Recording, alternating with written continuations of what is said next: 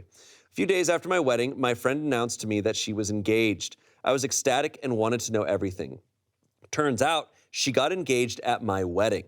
My brain gets out of its vegetative state, and I remember her table being way too excited at some point, but I blamed the alcohol. I wasn't thrilled about it, realizing then that she had basically not only gotten engaged at my wedding, but instead of hiding it and announcing it later, she announced it to our friends during the party. It was a tough pill to swallow, but I figured whatever, it's not like I even realized what was happening.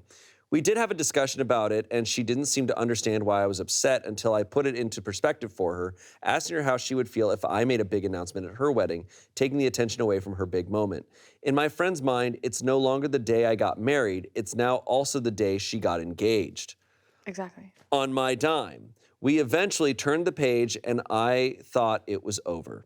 Well, I've sort of been friends with my photographer since the wedding because of common interests. At some point, she point blank told me that now that we are closer, she feels comfortable asking me what to do with my friend's pictures because it makes her really uncomfortable.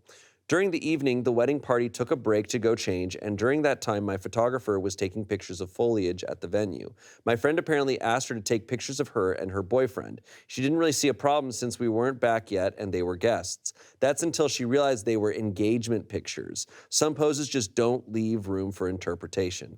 So when she asked me what to do, accidents happen, I told her to just put them in a separate folder. Ever since, I've been thinking, what am I going to do with that folder? My friend has been asking about my wedding pictures periodically, but hasn't asked about her pictures specifically. It was easy when I didn't have them, but now I do.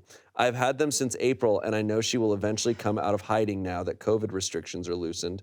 I want to delete the folders since they are my property anyway, but I don't want to be a major asshole either. Before you say it, I do realize I haven't forgiven her at all like I initially thought. Yeah, I should point out this is in 2020.